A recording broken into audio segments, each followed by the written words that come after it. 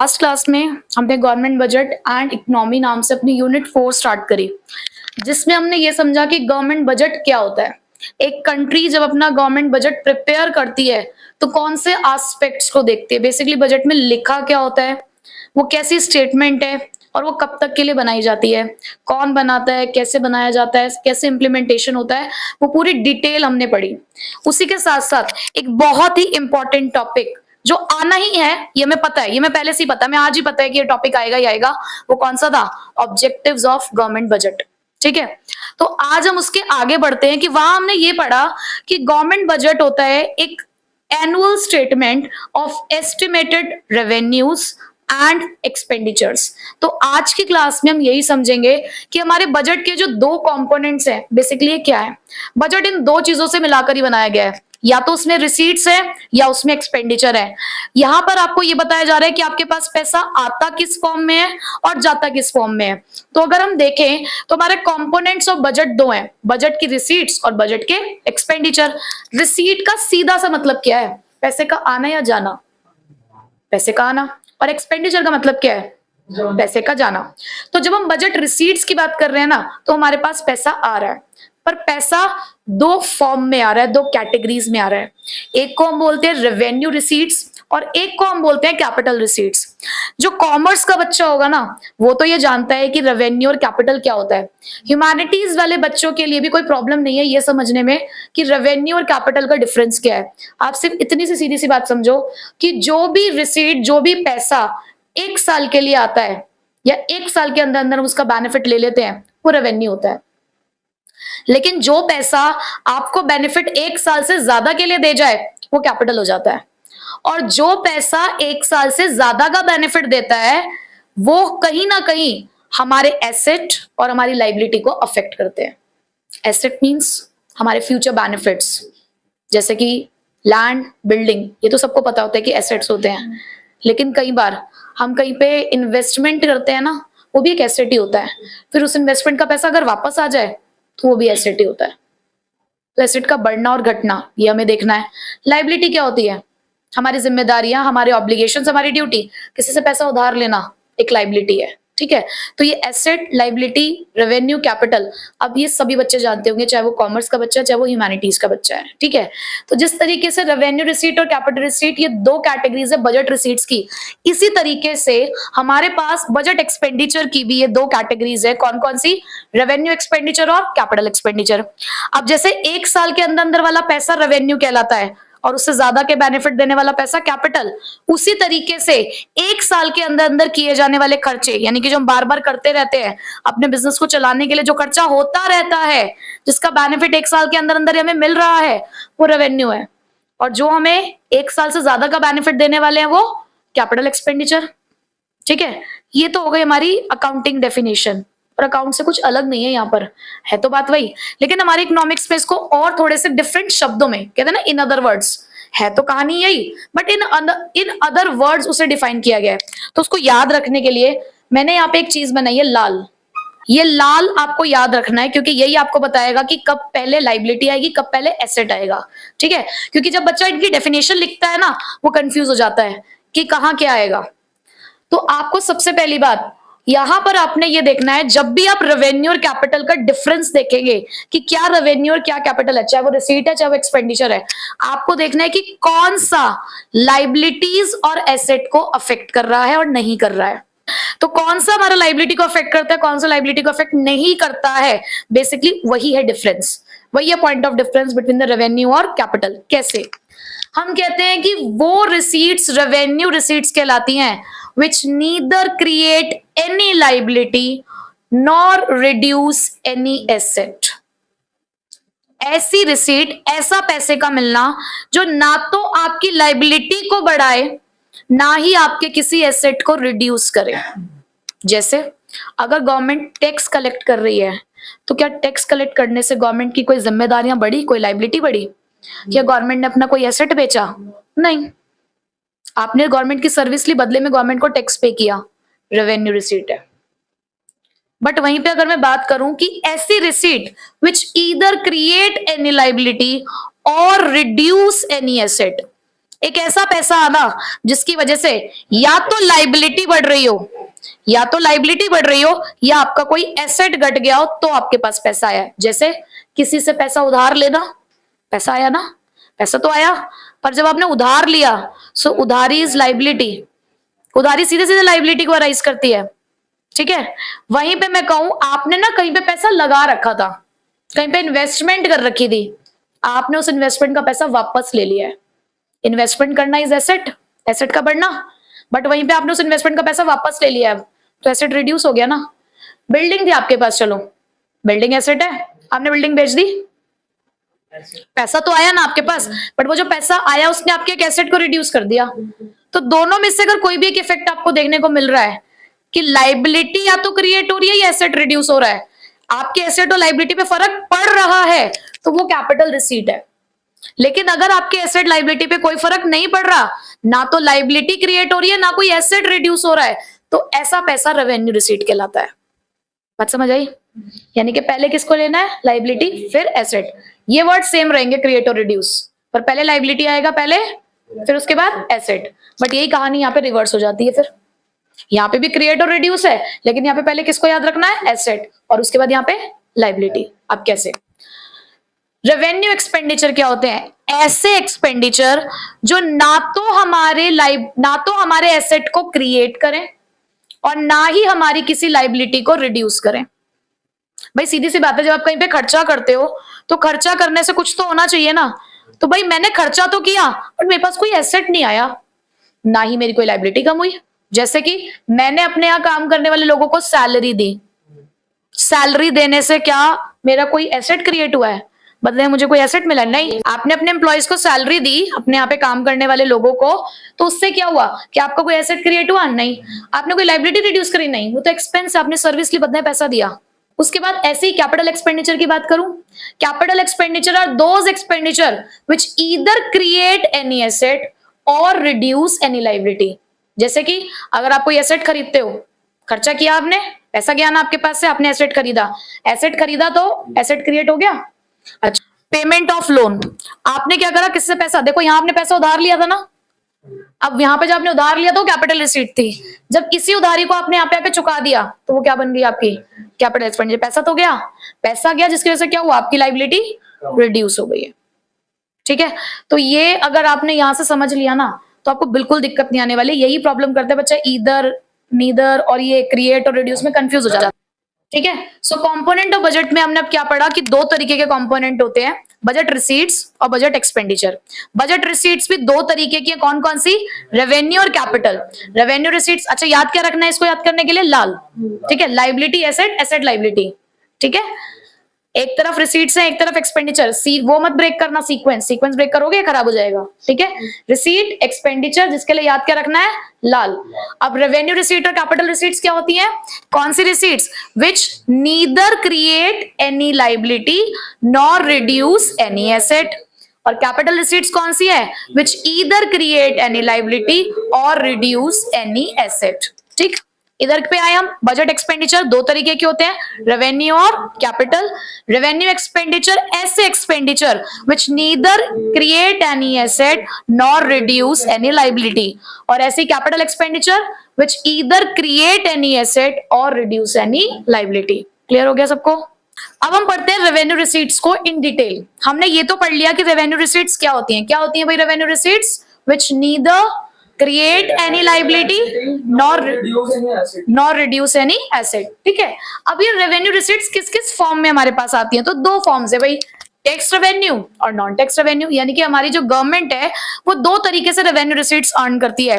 Main तो करती है टैक्सेस से, taxes is the main source of revenue for the government, लेकिन उसके अलावा गवर्नमेंट के पास रेवेन्यू रिसीट आने का एक और जरिया है जो क्या है, नॉन टैक्स रेवेन्यू, ठीक है। तो इनको तो डिटेल में हम अभी आगे पढ़ेंगे, अभी सिर्फ इसके नाम पढ़ेंगे, पहले समझ लेते हैं टैक्स रेवेन्यूज कैसे होते हैं। तो गवर्नमेंट के पास जो टैक्स है वो भी दो तरीके से आते हैं, एक डायरेक्ट टैक्स होता है तो एक इनडायरेक्ट टैक्स होता है। सीधी सी बात है, हम इसको लॉजिकली ऐसे समझे कि क्या है डायरेक्ट टैक्स। डायरेक्ट टैक्स वो है कि मेरा टैक्स है, मैं खुद जाके गवर्नमेंट को पे करके आती हूँ डायरेक्टली, मैं डायरेक्टली गवर्नमेंट को अगर पे करती हूँ टैक्स, तो this is known as direct tax. But अगर वही पैसा मैं पे तो कर रही हूँ गवर्नमेंट को, पर वो पैसा मैं डायरेक्टली नहीं पे कर रही हूँ, मैंने भी कहीं से लिया है वो पैसा और मैं गवर्नमेंट को पे करती हूँ, तो दिस इज इनडायरेक्ट है। मैं पैसा पे तो कर रही हूँ गवर्नमेंट को, लेकिन वो टैक्स मैंने खुद ने नहीं पे किया, वो मेरे पास भी कहीं और से वो टैक्स आया है, तो दिस इज इनडायरेक्ट टैक्स। ठीक है, यानी कि कोई और पार्टी टैक्स पे कर रही है इनडायरेक्टली टू द गवर्नमेंट। अब क्या होता है, डायरेक्ट टैक्स पहली बात तो लगाए किस पे जाते हैं, प्रॉपर्टी, इनकम, चाहे वो इंडिविजुअल की हो चाहे वो कंपनी की भी हो, किसी भी कंपनी की इनकम पे भी या इंडिविजुअल की इनकम पे भी जो टैक्स लगाया जाता है या प्रॉपर्टी पे जो टैक्स लगाया जाता है वो डायरेक्ट टैक्स है। अब एक बात बताओ, मेरी प्रॉपर्टी का टैक्स मैं तुमसे कह दूं कि भाई लोग तुम मेरा टैक्स भर दो, तो तुम साफ मना कर दोगे कि मैडम भाई लोग वाली बात तो ठीक है लेकिन टैक्स नहीं भर सकते, आपकी प्रॉपर्टी आप इंजॉय कर रहे हो, आप ही टैक्स पे करोगे उसके ऊपर। बिल्कुल सही बात है।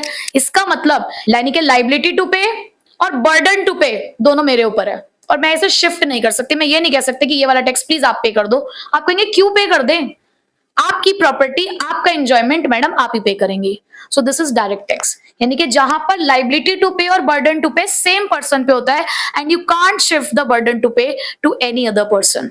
आप किसी और के ऊपर इस चीज का बर्डन शिफ्ट नहीं कर सकते।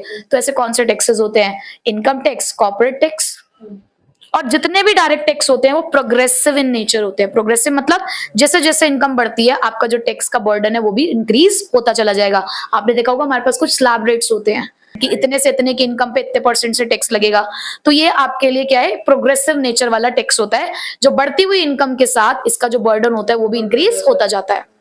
अब उसके बाद हम बात करते हैं इनडायरेक्ट टैक्स की। अब इनडायरेक्ट टैक्स क्या है, ऐसा टैक्स जो गुड्स और सर्विसेज पे लगाया जाता है। ठीक है, और गुड्स और सर्विसेज पे आपने देखा होगा, आप कोई सामान खरीद के आते हो, एक ब्रेड का पैकेट अगर आज आपके घर पे हो तो जाके देखना, उसमें एमआरपी के ब्रैकेट में लिखा होता है इंक्लूसिव ऑफ ऑल टैक्सेस। आपसे जब आप ब्रेड लेने के लिए गए थे उस दुकानदार के पास, उसने कहा कि जी 15 रुपए की ब्रेड है, 5 रुपए का टैक्स है, ऐसा तो नहीं बताया ना उसने। सीधे कहा अगर एमआरपी 20 रुपए की है जी 20 रुपए का है। आपको पता ही नहीं कि आप टैक्स पे कर रहे हो, आप इनडायरेक्टली टैक्स पे कर रहे हो ना। यानी कि ये एक ऐसा टैक्स है जिसकी लाइबिलिटी, क्या आपने गवर्नमेंट को वो टैक्स पे किया, आपने तो दुकानदार को दे दिया ना वो पैसा, वो आगे पे करेगा, अल्टीमेट जो भी होगा वो पे करेगा। तो आपने ये देखा कि यहाँ पे लाइबिलिटी और बर्डन टू पे दो अलग अलग लोगों के ऊपर है, तो दैट मीन्स यहाँ पे बर्डन टू पे को शिफ्ट किया जा सकता है। और ऐसा टैक्स कौन सा है, सबसे बड़ा टैक्स। पहले बहुत सारे इनडायरेक्ट टैक्सेस हुआ करते थे, उनको हटाकर जीएसटी आया, गुड्स एंड सर्विसेज टैक्स। तो हमारा मुद्दा फिलहाल ये नहीं है कि जीएसटी क्या होता है, हमारा मुद्दा सिर्फ इतना है कि इनडायरेक्ट टैक्स है कौन सा, जीएसटी। ये प्रोपोर्शनल होता है इसका, ये ऐसे नहीं होता कि जैसे जैसे आप वैल्यू ऑफ गुड्स बढ़ाते जाओगे तो टैक्स रेट बढ़ता जाएगा। ये प्रोपोर्शनेटली आपके अमाउंट के हिसाब से आपके ऊपर टैक्स लगाया जाएगा। ठीक है, रेट नहीं बढ़ेगा, आपका अमाउंट बढ़ेगा तो आपका टैक्स का अमाउंट बढ़ जाएगा। टैक्स का रेट बढ़ना, टैक्स का अमाउंट बढ़ना दो अलग अलग चीजें हैं। लेकिन यहाँ पर ऐसा नहीं होता कि अगर आप 15 लाख कमाते हो तो भी उतना टैक्स पे कर रहे हो, 50 लाख कमा रहे हो तो भी उतना टैक्स पे कर रहे हो, ये चीज सेम नहीं है। ठीक है, ये बात समझ आ गई। अब आपको दो तरीके के टैक्स कौन से हैं। अगर सोचो एग्जाम में 4 नंबर का क्वेश्चन आ जाए, डिफरेंस बिटवीन डायरेक्ट और इनडायरेक्ट टैक्स, लड्डू क्वेश्चन है। मीनिंग लिखना है, ये लिखना है कि इसमें लाइबिलिटी और burden to pay same person पे, इस पे डिफरेंट पर्सन पे। एग्जांपल लिख दिया आपने, ये लिख दिया प्रोग्रेसिव है, ये प्रोपोर्शनल है, हो गया आपके 4 पॉइंट। उसके बाद नॉन टैक्स रेवेन्यूज क्या होते हैं, ये तो था भैया टैक्स का फॉर्म, प्योर टैक्सेस थे ये। अब टैक्स के अलावा क्या गवर्नमेंट के पास पैसा नहीं आता होगा, आता है, बहुत सारे फॉर्म्स है, इसको हमें डिटेल में पढ़ना है। इंटरेस्ट के तरीके से पैसा आता है, प्रॉफिट्स और डिविडेंड्स आते हैं गवर्नमेंट के पास, फीस आती है, एक स्पेशल असेसमेंट। आपको बाकी सारी चीजें तो नाम से समझ आएंगी, 3 जो है वो आपको नाम से समझ नहीं आएंगे, स्पेशल असेसमेंट, एस शीट्स और फॉर फीचर्स। ठीक है, तो ये और यही इंपॉर्टेंट है तीनों, special assessment, licence fee, fines and penalties, escheats, gifts and grants and forfeitures. तो यानी कि गवर्नमेंट टैक्स के अलावा और कहां से पैसा कमाती है, अब फिलहाल हम यहाँ पर वो डिस्कस करने वाले। गवर्नमेंट जो है वो इंटरेस्ट रिसीव करती है लोन्स के ऊपर, क्योंकि हमारी गवर्नमेंट कई बार लोन्स प्रोवाइड करती है। किस किस को प्रोवाइड कर सकती है, स्टेट गवर्नमेंट को दे सकती है, यूनियन गवर्नमेंट को दे सकती है, कुछ प्राइवेट एंटरप्राइजेस या कई बार पब्लिक को भी लोन दिया जाता है। तो इस तरीके से जो हमारी गवर्नमेंट लोन बांटेगी, पैसा उधार देगी, तो बदले में क्या रिसीव करेगी उसके ऊपर, इंटरेस्ट। उसके बाद नेक्स्ट प्रॉफिट्स एंड डिविडेंड्स। हमारे पास बहुत सारी ऐसी पब्लिक सेक्टर अंडरटेकिंग्स हैं जो प्रॉफिट कमाती हैं। हालांकि हम ये कहते हैं कि जो भी पब्लिक सेक्टर एंटरप्राइजेस होती हैं उनका मेन मोटिव प्रॉफिट अर्न करना नहीं होता। पब्लिक सेक्टर होता है सोशल वेलफेयर के लिए, प्राइवेट एंटरप्राइजेस या प्राइवेट सेक्टर होता है प्रॉफिट मेकिंग के लिए, लेकिन हमारी कंट्री के अंदर बहुत सारी ऐसी प्रॉफिट मेकिंग एंटरप्राइजेस भी हैं जो है तो पब्लिक सेक्टर में, लेकिन उनको हमने एक कैटेगरी दे रखी है नवरत्न। ऐसी हमारी कंपनीज हैं जो प्रॉफिट अर्न कर सकती हैं अपने खुद के प्रोडक्ट्स को मार्केट में सेल ऑफ करके या कुछ सर्विसेज प्रोवाइड करके, यानी कि एक स्पेशल कैटेगरीज होती है इनके अंदर जहां पर ये अपना काम करके प्रॉफिट कमाती हैं। तो अगर आप एक ऐसी पब्लिक सेक्टर अंडरटेकिंग हो जो प्रॉफिट अर्न करती हो अपने सर्विस प्रोवाइड करके या अपने प्रोडक्ट्स को सेल ऑफ करके, तो आप प्रॉफिट अर्न करेंगे किसके ऊपर? जो भी आप प्रोडक्ट और सर्विसेज प्रोवाइड कर रहे होगे। तो ऐसे एग्जांपल्स हैं जैसे कि हमारी इंडियन रेलवेज, शायद नॉमिनल प्रॉफिट अर्न कर रहे हो लेकिन प्रॉफिट अर्न करेंगे। हमारे पास BHEL है, Bharat heavy electronics limited, SAIL, steel authority of India. तो ऐसी बहुत सारी हमारे पास ऐसी कंपनीज हैं, LIC, जो यहाँ पर अपना काम देती हैं आपको, मतलब काम करती हैं आपके लिए और बदले में प्रॉफिट अर्न करती हैं। इसी तरीके से अगर गवर्नमेंट ने किसी दूसरी कंपनी के अंदर पैसा लगा रखा है, यानी कि इन्वेस्टमेंट की हुई है किसी और कंपनी के अंदर, तो वहां पर उस इन्वेस्टमेंट के ऊपर उन्हें क्या मिलता है? डिविडेंड। ठीक है, तो प्रॉफिट्स और डिविडेंड ये दो और सोर्सेज है हमारे पास जहां से government non tax revenues earn करती है। Third one is licence fee. अब लाइसेंस फीस और फीस दो अलग अलग कैटेगरीज हैं।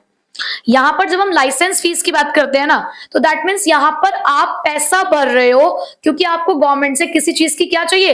परमिशन चाहिए। आप कुछ ऐसा काम करना चाहते हो जिसके लिए पहले आपको गवर्नमेंट से परमिशन लेनी है और उसके लिए आप गवर्नमेंट को जो फीस पे करते हो उसे लाइसेंस फीस कहते हैं। जैसे कि आप जब कोई भी व्हीकल चलाना सीखते हो तो आपको ड्राइविंग लाइसेंस चाहिए होता है ना, तो ड्राइविंग लाइसेंस कैसे मिलता है? एक फी पे करके, वो एक लाइसेंस फीस है। आपको अपनी सेफ्टी के लिए गन रखनी है अपने घर में, तो उसके लिए भी आपको क्या लेने पड़ता है? लाइसेंस लेना पड़ता है। उसके अलावा बहुत सारे कमर्शियल व्हीकल्स के लिए नेशनल परमिट लेना पड़ता है, तो उसके लिए भी उन्हें एक फी पे करनी पड़ती है जिसको हम लाइसेंस फीस कहते हैं। ठीक है, उसके बाद आती है सिर्फ सिंपल एक फीस। अब अगर आप एक गवर्नमेंट हॉस्पिटल में जाते हो तो वहां पर भी तो आप कुछ पैसा भरते हो ना, OPD फीस होती है, जैसे वहां पे बहुत ही नॉमिनल होती है लेकिन फीस है। आप गवर्नमेंट स्कूल में जाते हो, मतलब अगर आप पढ़ें तो वहां पर भी एक फीस तो लेते हैं, ऐसे नहीं कि फ्री में पढ़ाते हैं भाई। हाँ, हमारी एलिमेंट्री एजुकेशन तो फ्री है लेकिन उसके बाद फीस लगती है, बट बहुत नॉमिनल है, 50 रुपए महीना है या 100 रुपए महीना है या 150 रुपए महीना है, तो वो क्या ही फीस है। ठीक है, तो दैट मीन्स यहाँ पे गवर्नमेंट आपसे फीस इसलिए ले रही है कि इसलिए नहीं कि उसे पैसा कमाना है, इसलिए कि उसने कुछ खर्चा करा है बस उस खर्चे को पूरा करने के लिए। तो यहाँ पे वो फीस है, वो चार्जेस हैं which is imposed by the government to cover the cost of recurring service provided by it. क्योंकि उसे आपको कुछ सर्विसेज देनी है तो उन सर्विसेज के लिए उसको भी तो कहीं से पैसा चाहिए ना, तो बस उस खर्चे की भरपाई के लिए वो आपसे कुछ चार्ज करती है जिसे आप फीस कहते हैं। जैसे कि कोर्ट की फीस होती है, कुछ रजिस्ट्रेशन फीस होती है कई बार, तो उन सारी फीस को हम कौन सी कैटेगरी में डालते हैं? फीस वाली में। लेकिन अगर वहीं पे आप किसी परमिशन के लिए फीस लेते हो तो वो लाइसेंस फीस है। Next, fines and penalty. अब कई बार गवर्नमेंट हमारे ऊपर कुछ फाइन और पेनल्टी भी लगाती है। कब लगाएगी? जब उसने जो लॉ बनाया है, जो रूल्स बनाया है, हम उन रूल्स और लॉ को ब्रेक करते हैं। Those payments which are imposed on the law breakers, यानी कि जो लोग भी लॉ को तोड़ते हैं, कानून को तोड़ते हैं, तो कानून तोड़ने के ऊपर आपको जो पनिशमेंट मिलती है फाइन्स के फॉर्म में या पेनल्टीज की फॉर्म में, वो भी हमारे लिए एक सोर्स ऑफ रेवेन्यू है। जैसे कि रेड लाइट को जंप कर देना, सिंपल, सबसे सिंपल एग्जांपल।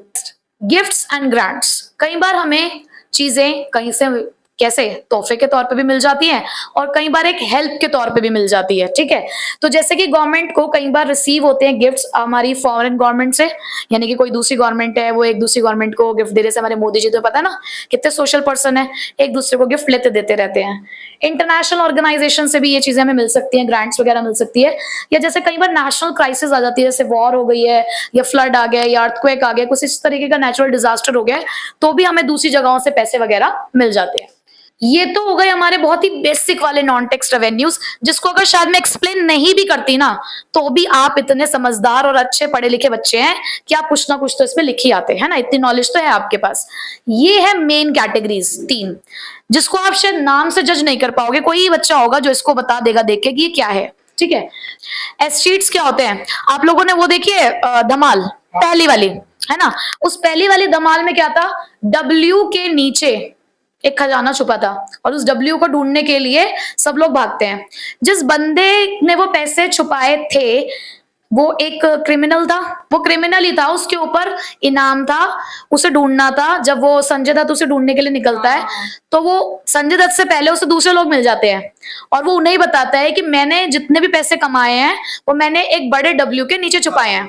ठीक है, अब उस बंदे के ना आगे पीछे कोई नहीं था।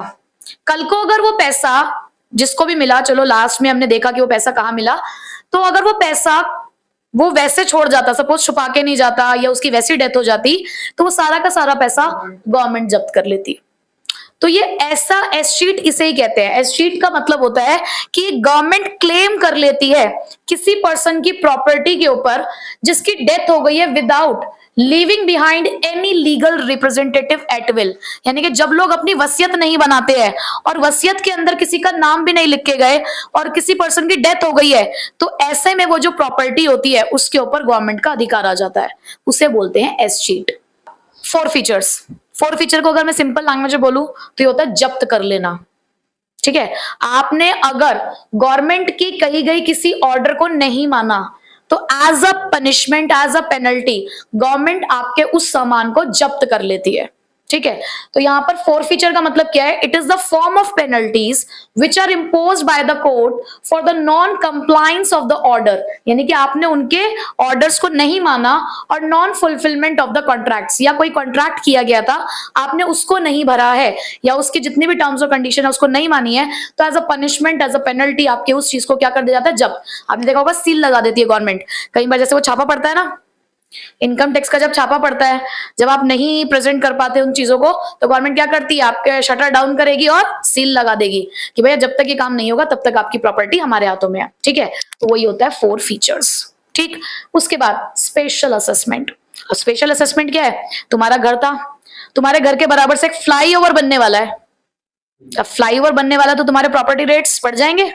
गवर्नमेंट एक डेवलपमेंट एक्टिविटी करने वाले जिससे तुम्हारा फायदा होने वाला है, तो कई बार गवर्नमेंट ऐसी चीजों के ऊपर हमसे कुछ चार्जेस लेती है जिसे स्पेशल असेसमेंट कहा जाता है। मेट्रो बननी शुरू हुई तो मेट्रो के आसपास जो भी घर वगैरह थे, अचानक से प्रॉपर्टी रेट्स बढ़ गए, तो क्या वो प्रॉपर्टी रेट तुमने कुछ किया इसलिए बढ़े? गवर्नमेंट एक काम करने जा रही है जिसकी वजह से आपकी प्रॉपर्टी के रेट बढ़ गए हैं, तो ऐसे में गवर्नमेंट क्या करती है? आपसे कुछ डेवलपमेंट एक्सपेंडिचर के नाम का पैसा लेती है, जिसे बोलते हैं special assessment. Special assessment refers to the payment made by the owners of those property whose values has appreciated due to the development activities of the government।